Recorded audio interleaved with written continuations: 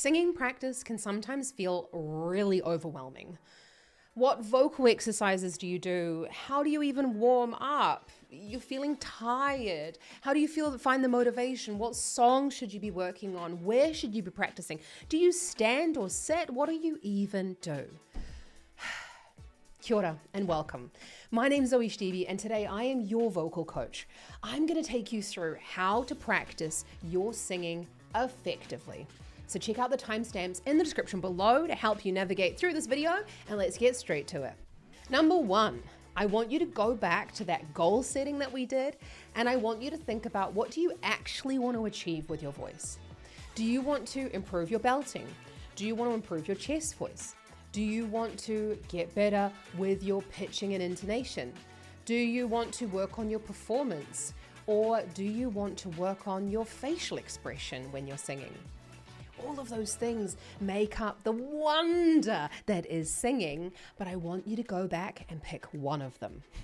Number two, I want you to start with a warm-up. Now, I guarantee that you've got warm-ups pretty much all wrong until this point, okay? Most people think about warm-ups like, I'll just sing a little bit with some lip trills, or, la, la, la, la, la, la, la, la, la. I'll do some random scales in the car while I'm on my way to my voice lesson. And I tell you, pretty much all my students do that on the way here. Now, that can be effective.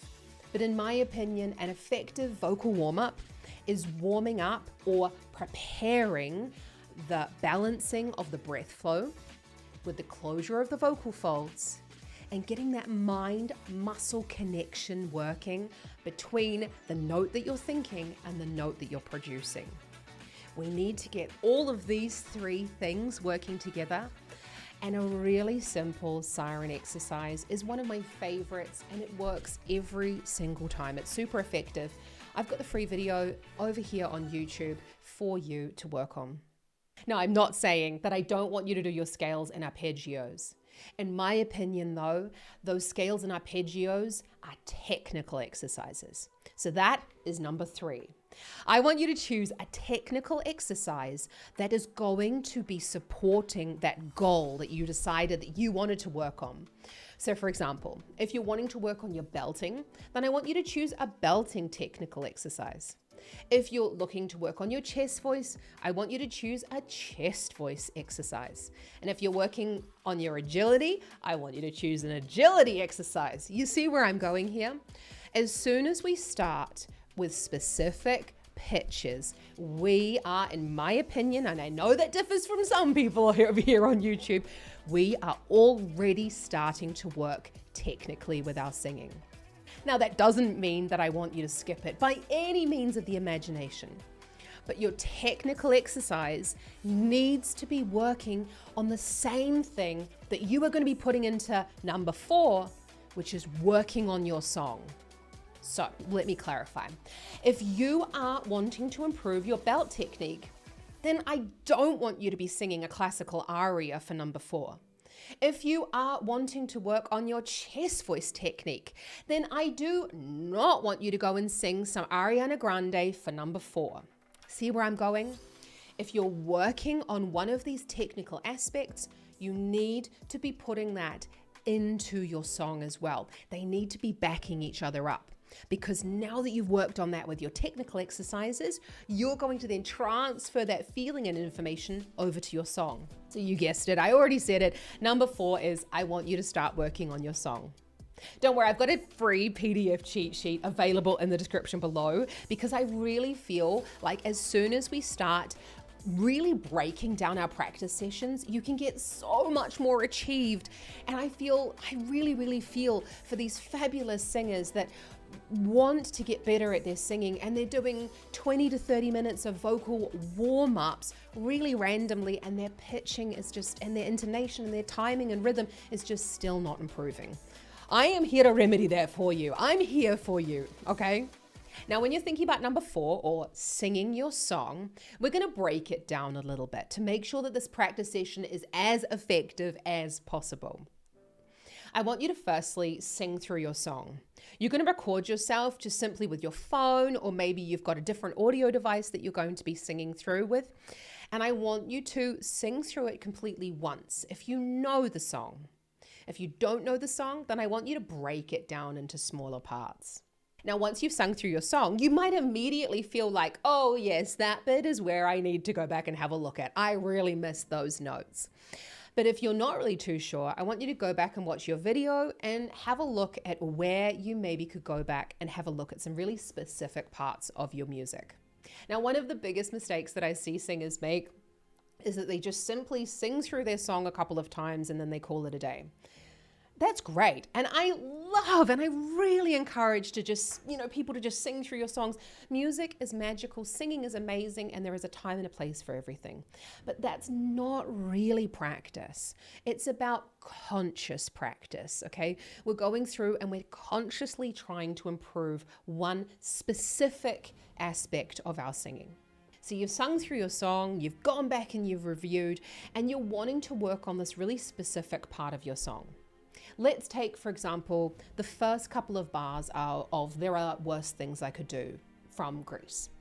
So you've gone back and you're going to go, there are worse things I could do than go with a boy or two. Oh no, those notes were a little bit off there. So I want you to play it on the piano. I want you to really specifically work on these couple of bars so that you can sing it without thinking every single time about what you need to do. That might mean that you're going to spend 10, 15 minutes really honing in on those 4 to 6 to 8 bars, whichever you feel like.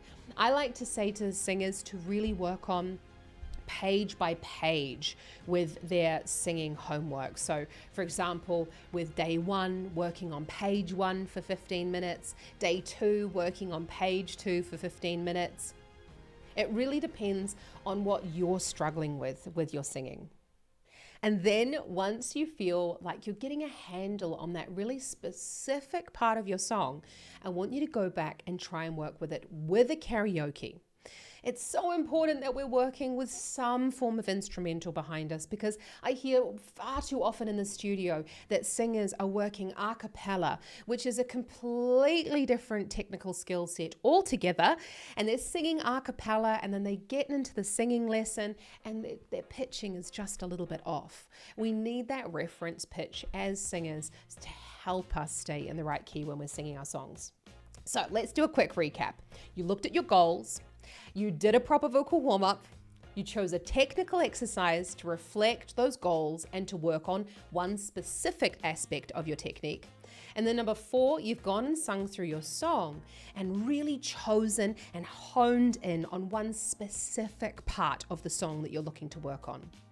And then number 5, I want you to go back and record what you've been working on. That could be that one page of your song. That could be the entire performance if you're working on performance. That could be that one little run that you've been struggling with to make sure that every note is in tune and in time. And that last recording is the one that I want you to label in your phone and hold for a later date where you're going to look back on it to see what type of progress you've made. Okay. Last point, number 6. I've never really been a very big fan of writing diaries, but I sure as shit have to tell you, once I finally started writing a diary, I really know what I've been working on, how long I was practicing for, where I was struggling, and the next steps that I want to work on for the next session, because I tend to forget a lot of these things as soon as I finish practicing. So I want you to choose a small notebook or a notes tab in your phone, or even an Excel spreadsheet, any way that works for you. And I want you to keep note of what you've been doing, how long you've been practicing for, and just really quickly what you want to achieve in your next practice session. Just that one little, it's going to take you like 2 minutes, I promise. And that little bit at the end of your session is going to make the next practice session even more effective, because you've eliminated this idea of like, oh my God, what did I do? What was I working on? What was I struggling with? And you're going to get straight to the point when you start practicing next time. Singing practice does not have to be a slog.